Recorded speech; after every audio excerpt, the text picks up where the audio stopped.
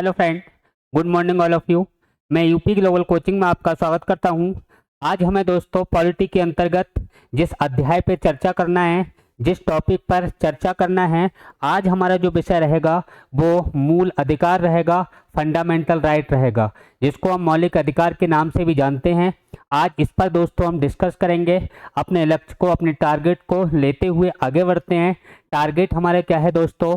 लक्ष्य हर हाल में जीतना है, जिसमें आज हमें जिस बात पर चर्चा करनी है, जिस बात को पढ़ना है, सीखना है, बहुत अच्छे ढंग से दोस्तों समझना है, वो टॉपिक है आज हमारा दोस्तों संविधान का भाग 3, जिसका संबंध दोस्तों किससे है?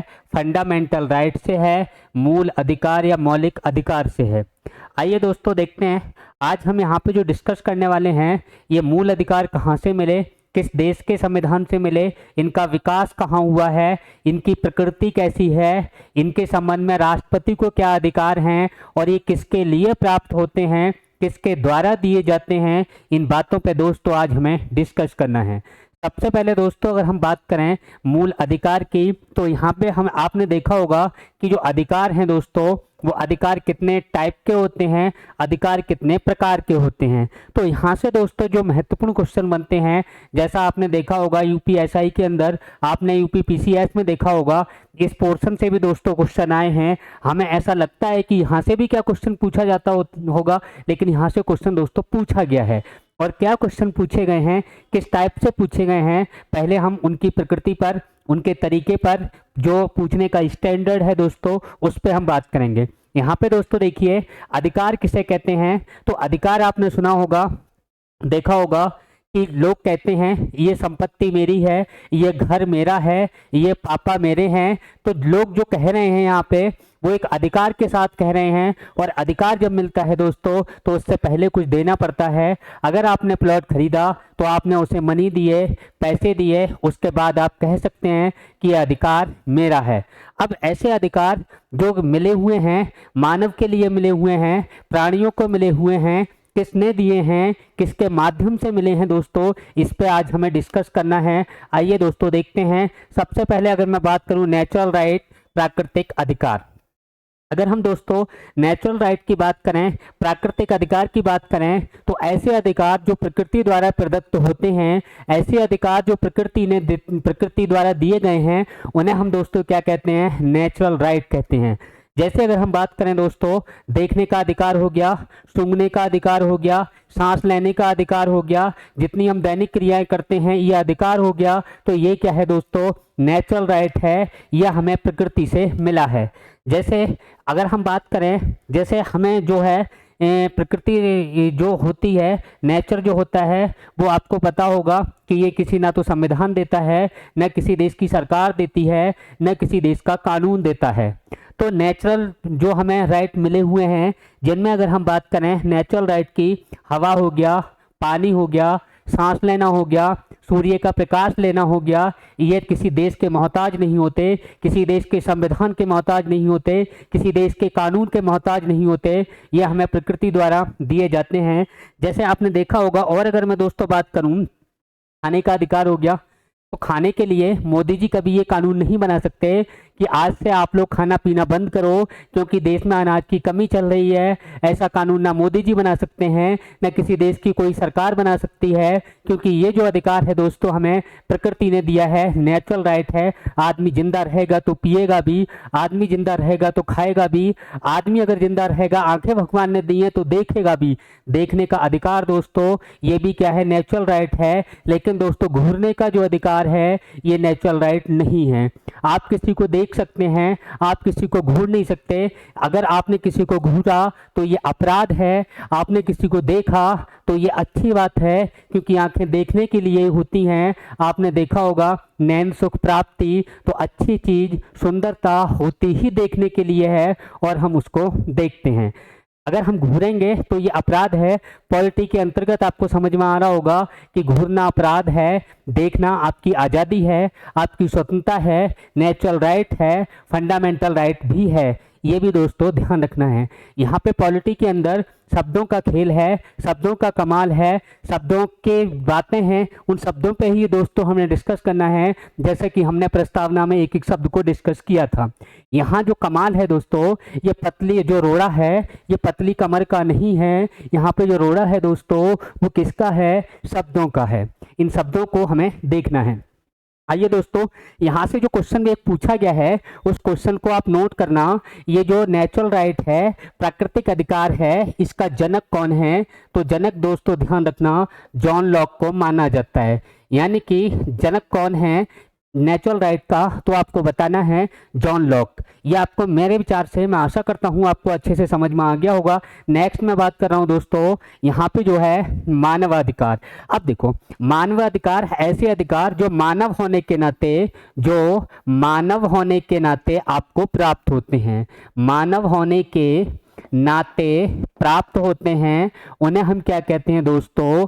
मानवाधिकार कहते हैं। और ये मानवाधिकार दोस्तों यहाँ से क्वेश्चन पूछा गया है, ये किसके द्वारा दिए गए हैं? तो आंसर आपको देना है दोस्तों यूएनओ के द्वारा दिए गए हैं। अगर यूएनओ में पूछे जाए, इसकी स्थापना दोस्तों पूछी गई है, तो स्थापना आपको बतानी है यहाँ पे दोस्तों 24 अक्टूबर। कब बतानी है? 24 अक्टूबर 1945। यूएनओ की दोस्तों स्थापना पूछी जाए तो कब बता दोगे? 24 अक्टूबर 1945। अगर दोस्तों आपसे पूछा जाए यूएनओ का हेडक्वार्टर कहाँ है, इंपॉर्टेंट क्वेश्चन है, एग्जाम के अंदर आया हुआ है, पूछा गया है, तो यूएनओ का हेडक्वार्टर अगर पूछा जाए, यूएनओ का मुख्यालय पूछा जाए, तो आंसर दोस्तों क्या होता है? न्यूयॉर्क होता है। अब देखो, ये जो मानवाधिकार हैं वो किसने दिए दोस्तों? यूएनओ द्वारा दिए गए। अगर आपसे पूछा जाए यूएनओ द्वारा ये जो अधिकार हैं दोस्तों कब दिए गए, तब आंसर क्या होता है? 1948 में दिए गए। यूएनओ की स्थापना 1945 में, मानवाधिकार जो दिए गए वो 1948 में दिए गए। मानवाधिकार की रक्षा कौन करता है? तो पूछा जाए यूएनओ। अगर मानवाधिकार की रक्षा कौन करेगा दोस्तों? तो कौन करेगा मानवाधिकार की रक्षा? यूएनओ। इसको आपको ध्यान रखना है। और दोस्तों यहाँ से क्या क्वेश्चन बनते हैं? एक और इम्पोर्टेंट क्वेश्चन बनता है जो एग्जाम के अंदर पूछा गया है कि मानवाधिकार दिवस दोस्तों कब मनाया जाता है? इम्पोर्टेंट क्वेश्चन है। मानवाधिकार दिवस की बात करें तो ये कब होता है दोस्तों? आपको पता होगा, मैंने पढ़ाया भी होगा, 10 दिसंबर को। मानवाधिकार दिवस कब मनाया जाता है दोस्तों? तो आंसर क्या देंगे? 10 दिसंबर। ये महत्वपूर्ण बातें हैं जो पूछी गई हैं और यहाँ से क्वेश्चन बनते भी हैं, पूछे भी गए हैं, तो इनको आप ध्यान रखना। 10 दिसंबर मानवाधिकार दिवस। अगर आपसे कोई जानू बाबू पूछे कि मानवाधिकार दिवस कब मनाते हैं, तो आंसर क्या दोगे? 10 दिसंबर। अगर कोई आपका दोस्त पूछे कि यार ये बता कि ये जो मानवाधिकार हैं ये किसने दिए, तो आंसर क्या होगा दोस्तों? यूएनओ ने दिए। कब दिए? 1948 में दिए। इनकी रक्षा कौन करता है? यूएनओ करता है। यूएनओ की स्थापना कब हुई? 24 अक्टूबर 1945 को हुई। और दोस्तों इसका हेडक्वार्टर कहाँ है, मुख्यालय कहाँ है? आंसर क्या बता देना दोस्तों? न्यूयॉर्क बता देना। ये बातें आपको ध्यान रखनी है।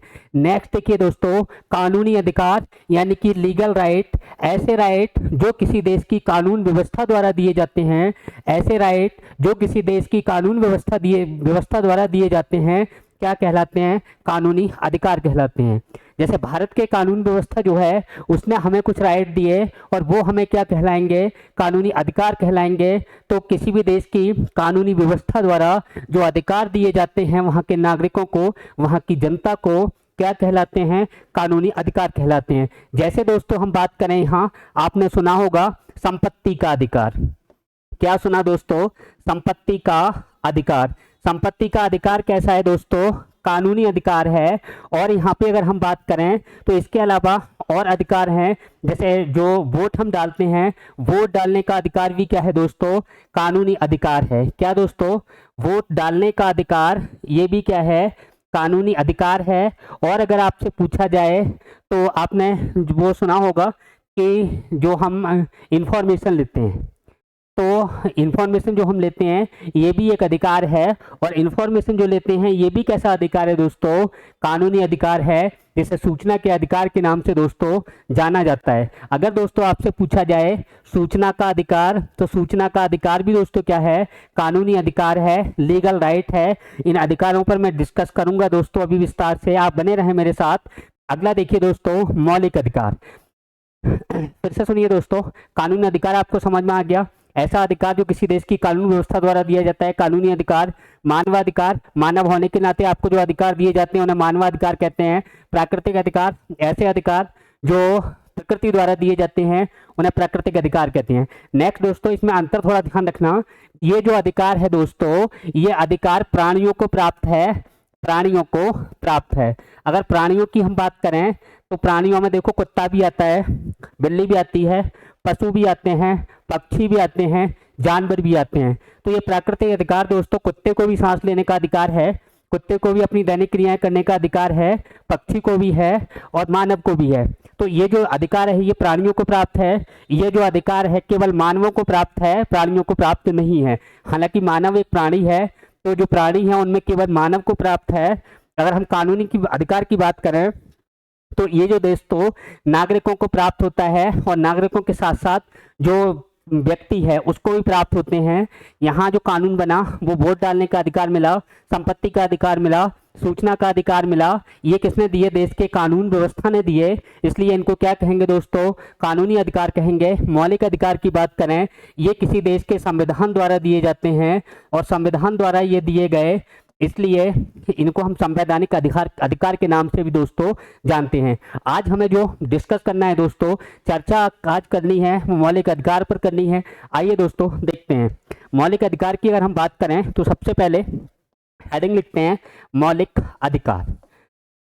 क्या देखना है दोस्तों, मौलिक अधिकार देखना है, और मौलिक अधिकार पर किन बातों को हमें डिस्कस करना है उन पे आप देखिए। सबसे पहले अगर हम मौलिक अधिकार की दोस्तों बात करें, इसी को हम क्या कहते हैं दोस्तों, मौलिक अधिकार को संवैधानिक अधिकार के नाम से जाना जाता है, क्योंकि ये जो अधिकार है मौलिक अधिकार किसी भी देश के द्वारा वहाँ की जनता को संविधान के द्वारा प्रदत्त होते हैं। किसके द्वारा दिए जाते हैं, संविधान द्वारा। तो संविधान द्वारा जो अधिकार दिए जा रहे हैं, संविधान द्वारा, अगर संविधान द्वारा ये अधिकार दिए गए, इसलिए इनको क्या कहते हैं दोस्तों, संवैधानिक अधिकार भी कहते हैं। संविधान द्वारा दिए गए इसलिए हम इसको क्या कहते हैं दोस्तों, संवैधानिक अधिकार कहते हैं, संवैधानिक अधिकार कहते हैं। और क्या कहते हैं दोस्तों, अगर और हम बात करें, ये मौलिक अधिकार हैं, ये संविधान के भाग किसमें हैं दोस्तों, तो भाग अभी थर्ड की मैंने बात की थी, भाग 3 का संबंध किससे है दोस्तों, मौलिक अधिकारों से है। अगर भाग 3 में दोस्तों आर्टिकल पूछे जाएं, अनुच्छेद पूछे जाएं, तो 12 से लेके कहाँ तक हैं दोस्तों, 35 तक हैं। अनुच्छेद 12 से लेके 35 तक इनका संबंध दोस्तों किससे है, मूल अधिकारों से है। अब देखो ये क्वेश्चन आपको यहाँ कंफ्यूज करेगा, उस क्वेश्चन को आप समझिए। क्वेश्चन अगर आपसे पूछा जाए मूल अधिकार किस आर्टिकल से शुरू होते हैं दोस्तों, तो मूल अधिकार आपको अनुच्छेद 12 से ही बताने हैं। जबकि अगर हम जो मूल अधिकार जो 6 हमें प्राप्त हैं उनकी दोस्तों जब हम बात करेंगे तो उनमें सबसे पहले आएगा समानता का अधिकार, और समानता का अधिकार अनुच्छेद 14 से दोस्तों शुरू होता है। तो कहीं आप ये मत समझ लेना कि जो 6 मूल अधिकार हैं दोस्तों, जो यहाँ के नागरिकों को या व्यक्तियों को प्राप्त हैं, वो 6 अधिकार अनुच्छेद 14 से शुरू हो रहे हैं, इसलिए जो मौलिक अधिकार हैं ये अनुच्छेद 14 से शुरू होते होंगे। ऐसी गलती मत करना, अगर क्वेश्चन पूछा जाए मूल अधिकार किस आर्टिकल से शुरू होते हैं, तो अनुच्छेद 12 से ही आपको बताना है, 14 से नहीं बताना है। नेक्स्ट क्वेश्चन देखिए दोस्तों, ये जो मूल अधिकार हैं इनको और क्या कहा जाता है, इसको दोस्तों क्या कहा जाता है, तो आपने सुना होगा भारतीय संविधान का मैग्ना कार्टा। इनको क्या कहते हैं दोस्तों, भारतीय संविधान का मैग्ना कार्टा कहा जाता है। भारतीय संविधान का क्या कहा जाता है दोस्तों, मैग्ना कार्टा कहा जाता है। अब मैग्ना कार्टा का मतलब क्या है दोस्तों, मैग्ना कार्टा कहा जाता है।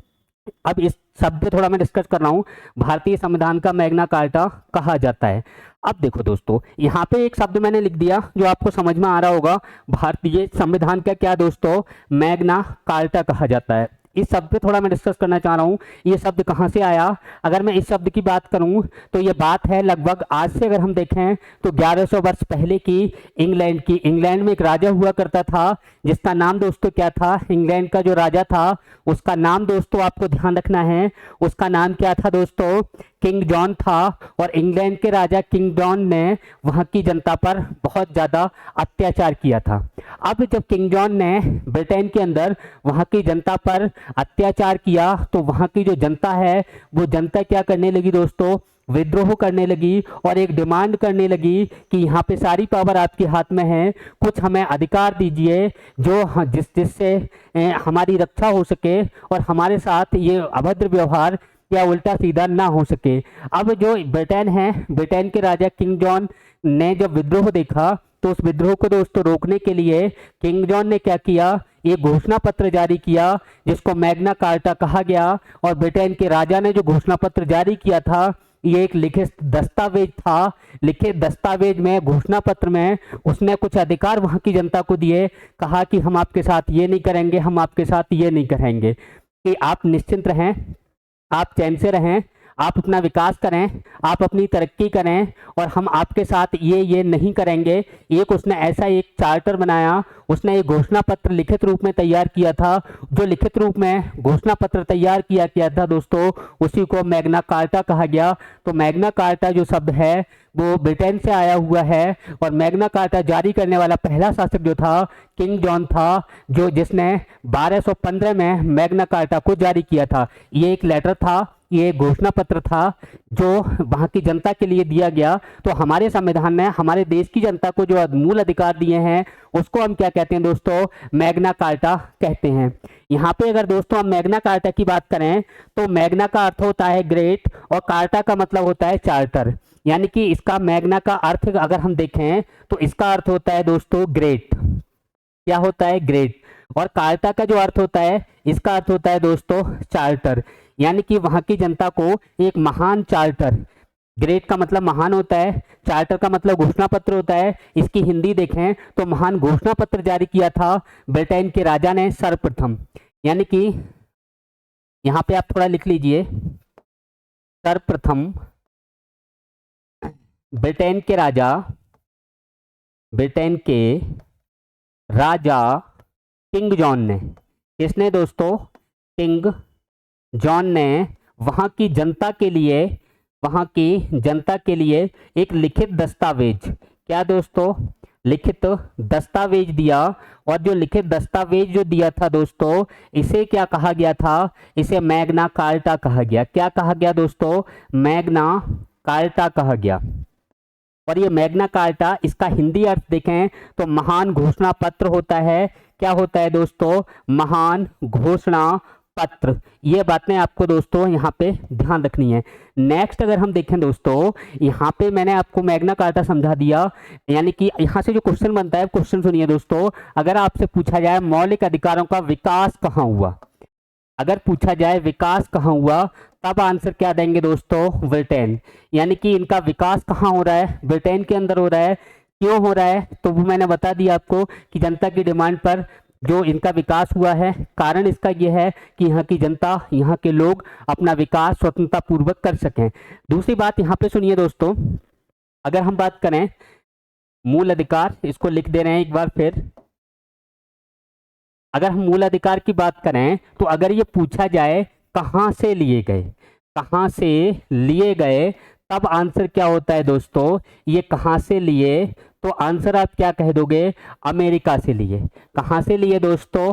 अमेरिका से लिए हैं। हमारे देश के संविधान में ये कहाँ से लिए गए? अमेरिका से लिए गए। मौलिक अधिकारों का विकास दोस्तों कहाँ हुआ? ब्रिटेन में हुआ। सबसे पहले मैग्ना कार्टा को जारी किसने किया? ब्रिटेन के राजा ने। 1215 में किंग जॉन ने एक घोषणा पत्र जारी किया जिसे मैग्ना कार्टा कहा गया था दोस्तों।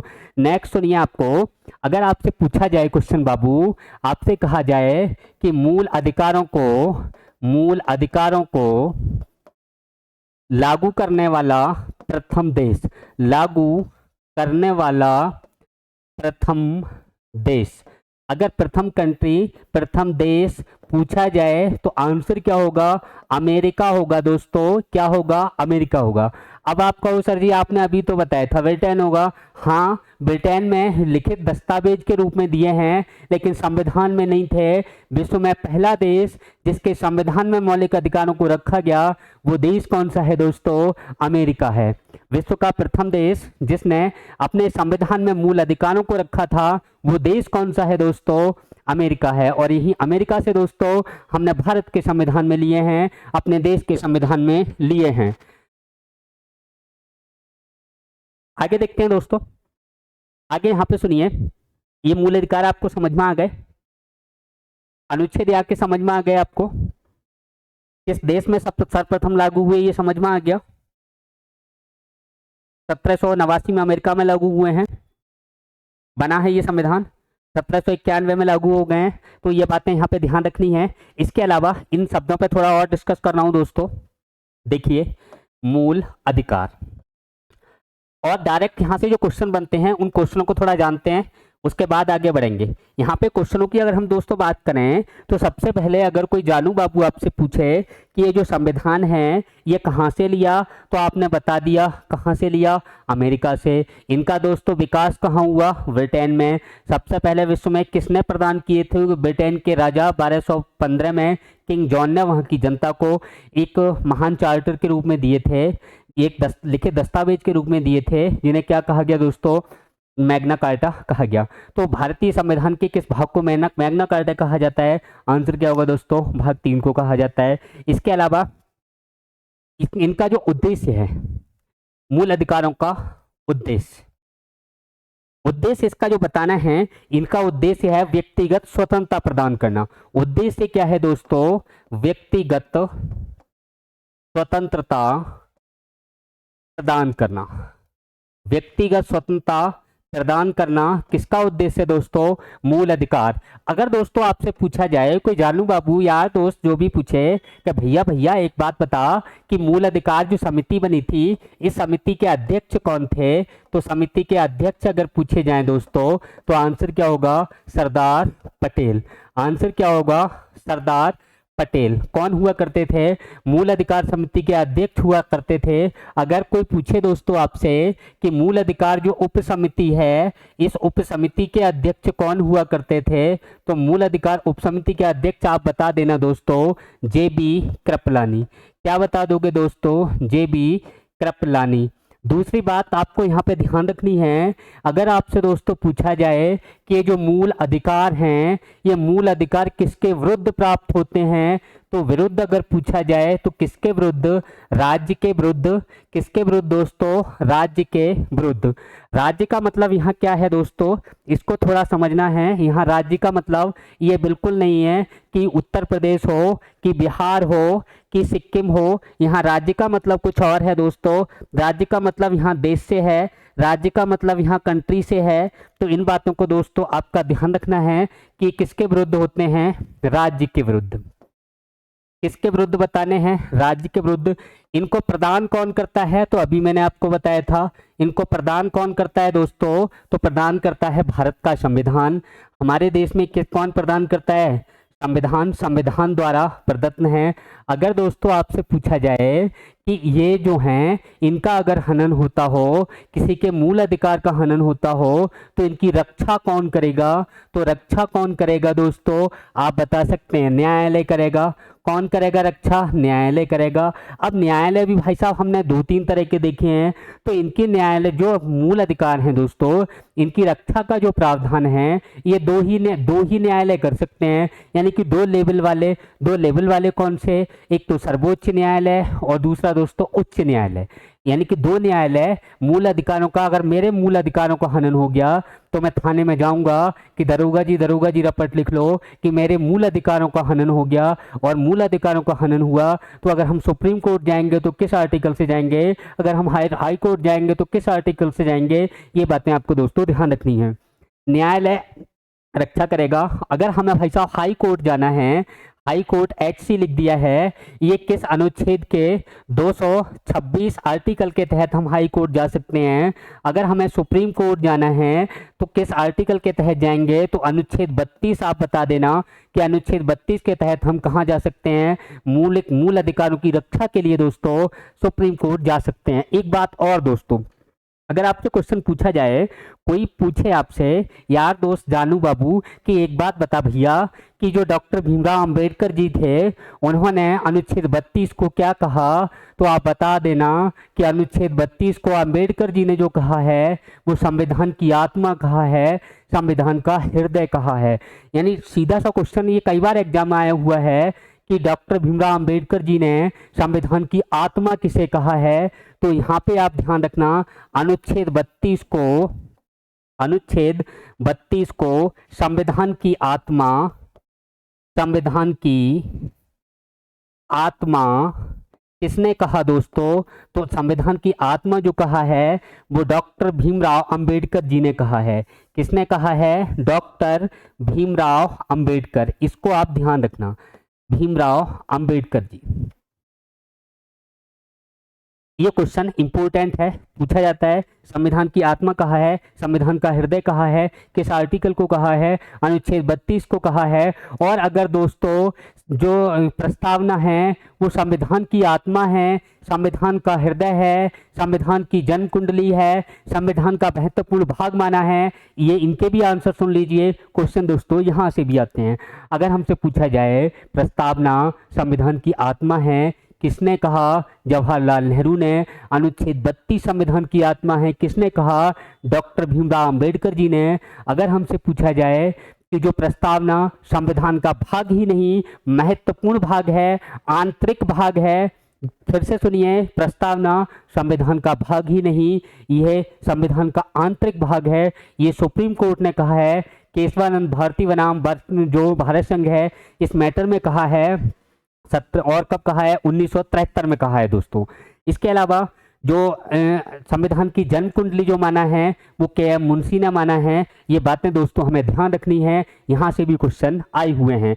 नेक्स्ट देखते हैं दोस्तों, यहाँ से और किस तरीके के क्वेश्चन बनते हैं। उन क्वेश्चनों पे अगर मैं डिस्कस करूं, अगर आपसे पूछा जाए कि जो मूल अधिकार हैं दोस्तों या मौलिक अधिकार हैं, मौलिक लिख लो या मूल लिख लो, यहाँ से और क्या क्वेश्चन पूछे गए हैं उनकी भी दोस्तों हम चर्चा कर लेते हैं। अगर आपसे पूछा जाए मूल अधिकारों में संशोधन का अधिकार किसको है, संशोधन का अधिकार अगर पूछा जाए तो किसको बता दोगे, जानू बाबू किसको बताओगे, तो संसद को बताओगे। यानी अगर दोस्तों आपसे पूछा जाए कि जो मूल अधिकार हैं इसमें संशोधन का अधिकार किसको है, तो आंसर किसको बता दोगे दोस्तों, जो केवल सिर्फ संसद को है। मूल अधिकारों की दोस्तों नेचर पूछा जाए, प्रकृति पूछी जाए, तो प्रकृति कैसी बता दोगे, नकारात्मक है। प्रकृति कैसी है इनकी दोस्तों, तो प्रकृति आप बता देना कैसी है, नकारात्मक। नकारात्मक का मतलब क्या है कि आपने जैसे सुनो, बता रहा हूं कि राज्य की कितने तत्व होते हैं दोस्तों, 4 तत्व होते हैं। और इसमें आपने संप्रभुता पढ़ा होगा। अब जो इलेक्शन होने वाले हैं, 2024 के चुनाव होने वाले हैं, इसमें हम वोट डालने जो जाएंगे जिस गवर्नमेंट को भी, तो हम उसको क्या दे के आएंगे दोस्तों, अपनी सॉवरेनिटी दे के आएंगे, अपनी संप्रभुता दे के आएंगे कि आप 5 साल तक जो करोगे वो हमें मान्य है। अब हमने वोट दिया और 5 साल तक जो अपनी पावर थी वो सामने वाले को दे दी, किसी सांसद को दे दी। अब वो प्रधानमंत्री बन गया। अब वो प्रधानमंत्री जब बन गया तो अब हमारे पास पावर तो है नहीं, अपनी संप्रभुता हमने किसको दे दी, जो प्रधानमंत्री बने उसको दे दी। अब प्रधानमंत्री जो बन गया वो हमारे साथ क्या क्या ना करे, हमें चैन से जीने दे, हमारे साथ भेदभाव ना करे, हमें धार्मिक स्वतंत्रता की आज़ादी दे, ये और जो प्राण एवं दैहिक स्वतंत्रता की आज़ादी दे, ये इनके लिए हमें संविधान ने अधिकार दे रखा है। अगर ये अधिकार संविधान नहीं देता तो फिर तो वो हमारी बैंड बजा देते। तो राज्य हमारे साथ क्या क्या नहीं करेगा दोस्तों, ये प्रकृति जो नहीं करेगा, नहीं करेगा, अस्पृश्यता नहीं करेगा, भेदभाव नहीं करेगा, जन्म, जाति, धर्म, लिंग, मूल वंश के आधार पर भेदभाव नहीं किया जाएगा, नौकरियों में भेदभाव नहीं किया जाएगा, ये जो नहीं करेगा, नहीं करेगा, यही क्या है, नकारात्मक प्रकृति है।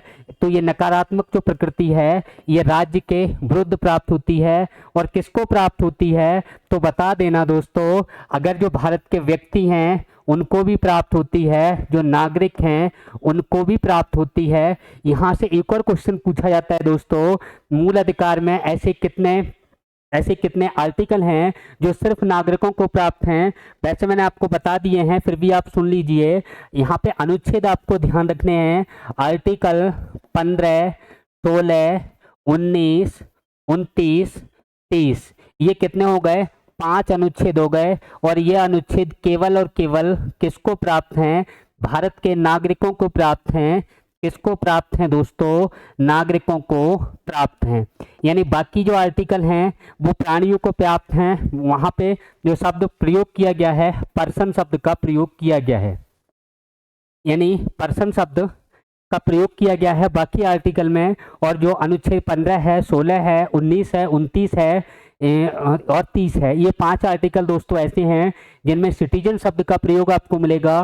तो जो मूल अधिकार हैं या जो आर्टिकल हैं, इसमें कितने आर्टिकल ऐसे हैं जो नागरिकों को प्राप्त हैं, सिर्फ नागरिकों को, जिन जो अन्य व्यक्तियों को प्राप्त नहीं हैं। तो ऐसे 5 आर्टिकल हैं, 15 है, 16 है, 19 है, 29 है, 30 है। ये बातें दोस्तों आपको ध्यान रखनी है। इसके अलावा अगर हम देखें यहाँ पे तो एक बात और बच्चे यहाँ रह जाती है, उसको और कवर हमें करना है। वो बात ये है दोस्तों कि मौलिक अधिकारों के निलंबन का अधिकार। निलंबन बोले तो सस्पेंड करने का अधिकार। निलंबन का अधिकार किसको है दोस्तों, ये भी क्वेश्चन पूछा गया है। तो किसको है दोस्तों, राष्ट्रपति को है, प्रेसिडेंट को है। ये बात आप बता देना कि निलंबन का अधिकार किसको है, प्रेसिडेंट को है, राष्ट्रपति जी को है। आपातकाल के समय अनुच्छेद 19 स्वतः ही समाप्त हो जाता है। समाप्त का मतलब सस्पेंड हो जाता है, निलंबित हो जाता है। बाकी आर्टिकल जो बचे उन्हें राष्ट्रपति 1 बाई 1 सस्पेंड कर सकते हैं दोस्तों। आगे देखते हैं।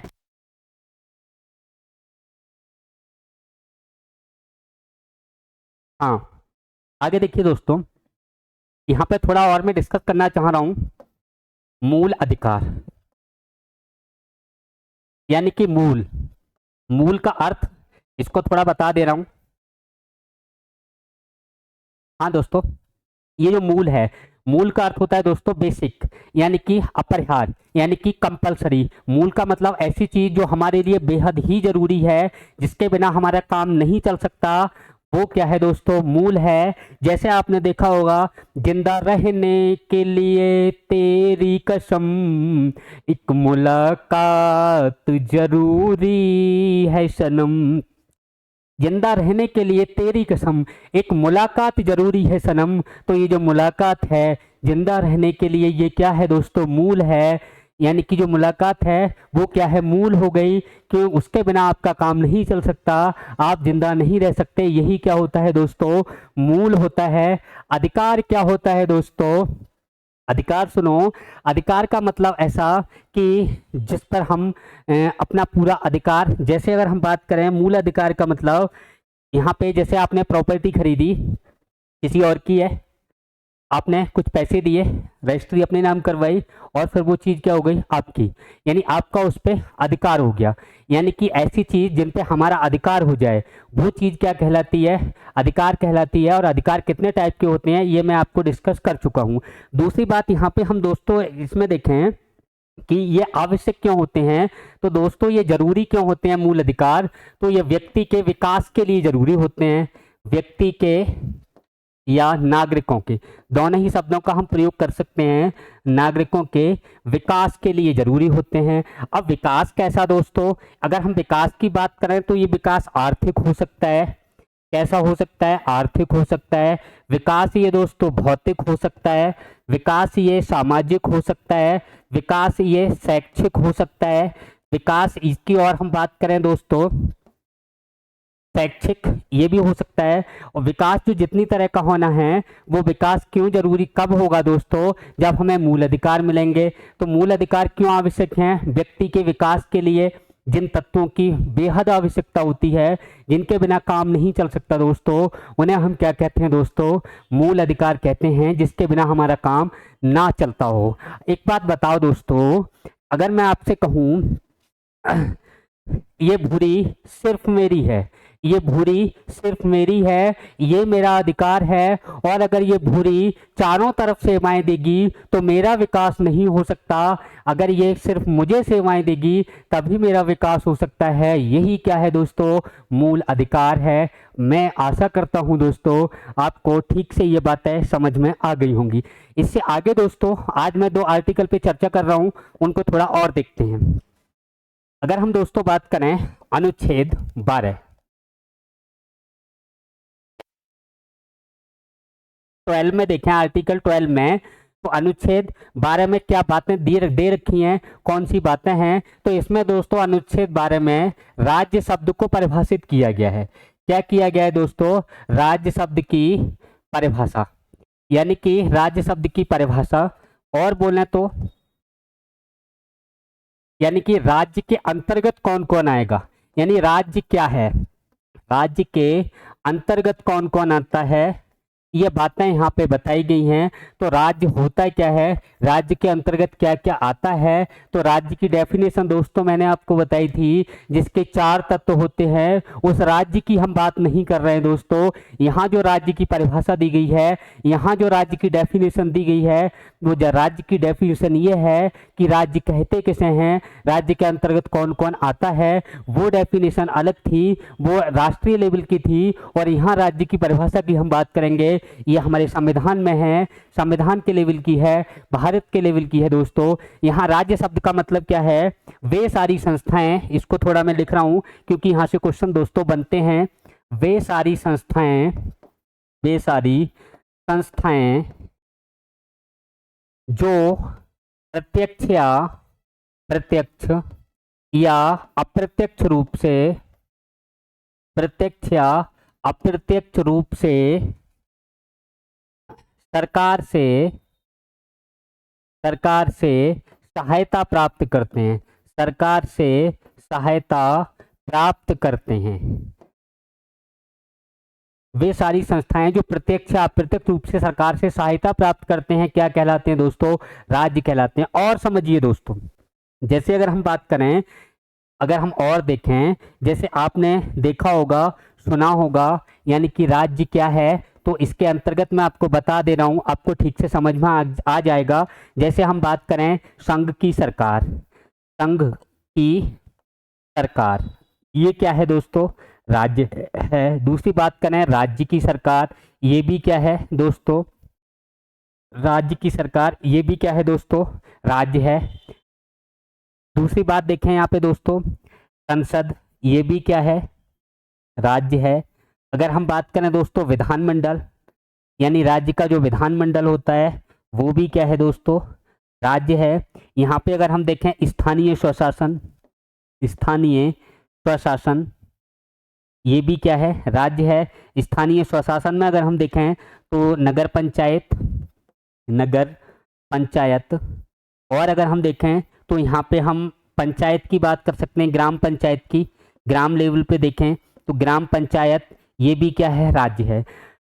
इसके अलावा दोस्तों अगर कोई ऐसी संस्था जो सरकार से प्रत्यक्ष या अप्रत्यक्ष रूप से लाभ लेती है, जैसे अगर हम बात करें दोस्तों ओएनजीसी,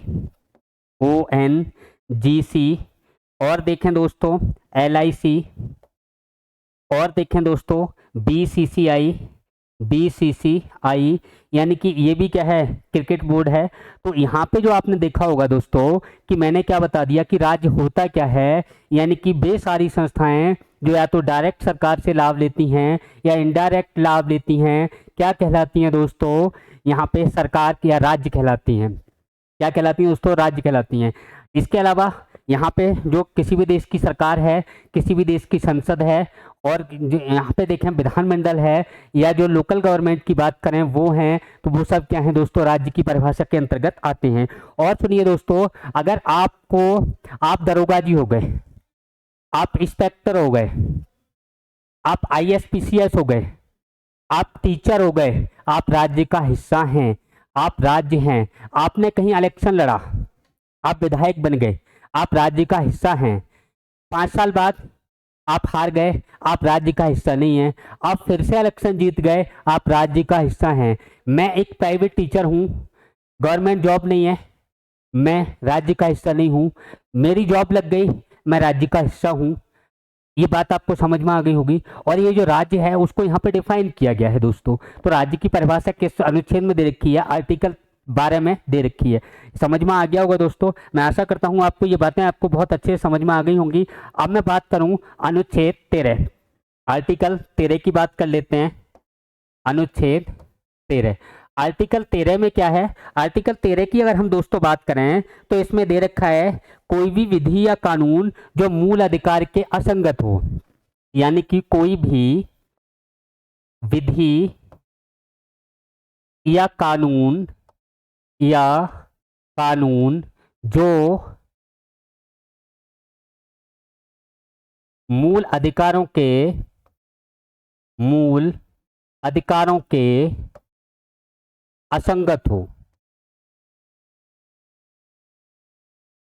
तो अगर कोई भी विधि या कानून अगर मूल अधिकारों के असंगत है तो उसका दोस्तों जुडिशियल रिव्यू किया जा सकता है। तो उसका क्या होगा दोस्तों? न्यायिक पुनरावलोकन हो सकता है। क्या हो सकता है? न्यायिक पुनरावलोकन। क्या हो सकता है?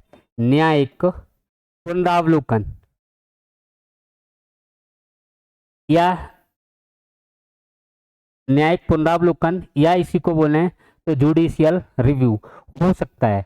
अब देखो, न्यायिक पुनरावलोकन हो सकता है। अब यहां से एक क्वेश्चन बनता है दोस्तों, न्यायिक पुनरावलोकन का कॉन्सेप्ट किस देश से लिया है? तो आंसर क्या करोगे? ये जो कॉन्सेप्ट हमने लिया, ये कॉन्सेप्ट कहां से लिया है दोस्तों? अमेरिका से। अभी होता है क्या है, अभी इसको समझते हैं दोस्तों।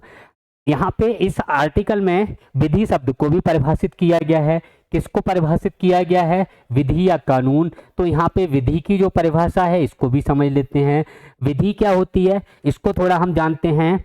यानी कि ऐसा कोई भी कानून, पहले आप समझ लो, ऐसा कोई भी कानून जो संसद ने बनाया हो, ऐसा कोई भी कानून जो राज्य विधानमंडल ने बनाया हो, ऐसा कोई ऑर्डिनेंस जो किसी सरकार द्वारा जारी किया गया हो, चाहे कोई प्रथा हो जिसके तहत कानून चलता हो, वो सब किसके अंतर्गत आएंगी दोस्तों? विधि के अंतर्गत आएंगी, विधि शब्द के अंतर्गत आएंगी। यहाँ पे थोड़ा लिख लेते हैं। यानी कि विधि क्या है?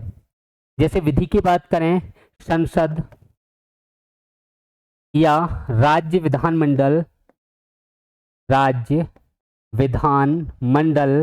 इसके द्वारा कोई कानून बनाया गया हो, ये भी किसके अंतर्गत आएगा दोस्तों? राज्य के इसके विधि के अंतर्गत आएगा। ये भी किसमें कंसीडर होगा? विधि में। अगर कोई अध्यादेश जारी किया गया हो, अध्यादेश जो राष्ट्रपति जारी करते हैं, वो अध्यादेश हो, ऑर्डिनेंस हो जो 123 में दे रखा है, या फिर दोस्तों यहाँ पे कोई रूल हो, नियम हो, रेगुलेशन है, वो भी किसके अंतर्गत जाएगा दोस्तों? विधि के अंतर्गत जाएगा। यहाँ तक कि कोई अधिसूचना जारी की गई हो, कोई नोटिफिकेशन जारी की गई हो, तो वो भी किसके अंतर्गत आएगी? विधि के अंतर्गत। अगर दोस्तों यहाँ पे ध्यान रखना है, अगर कोई प्रथा हो दोस्तों, क्या हो? अगर कोई प्रथा हो, ये भी किसके अंतर्गत आएगी? विधि शब्द के अंतर्गत आएगी दोस्तों। अब यहाँ पे जो विधि है, ये जो विधि, कोई कानून बना, कोई अध्यादेश जारी हुआ, कोई नोटिफिकेशन जारी किया गया, कोई रूल्स रेगुलेशन बना, कोई प्रथा है, ये कोई भी अगर इन मूल अधिकारों का हनन करती हो, या मूल अधिकारों को कम करती हो, या मूल अधिकारों के असंगत हो, तो उसका जुडिशियल रिव्यू किया जा सकता है। ये इस आर्टिकल में कहा गया है। उसका न्यायिक पुनरावलोकन किया जा सकता है। ये जो कोई भी विधि है, ये मूल अधिकारों के असंगत का मतलब है जहां मूल अधिकारों का हनन होता हो, जहां मूल अधिकारों को कम किया जाता हो, या मूल अधिकारों से संबंध नहीं रखती हो। असंगत का मतलब इसके मूल अधिकारों के विरुद्ध जाती हो, तो उस विधि का, उस कानून का जुडिशियल रिव्यू हो सकता है, न्यायिक पुनरावलोकन हो सकता है। और हम यहाँ पे देखें, यहाँ पे अब नेक्स्ट क्वेश्चन बनता है, क्या संविधान बनने की पहले की विधि का जुडिशियल रिव्यू होगा या संविधान बनने की बाद की विधि का जुडिशियल रिव्यू होगा? तो यहाँ ध्यान रखना है दोस्तों,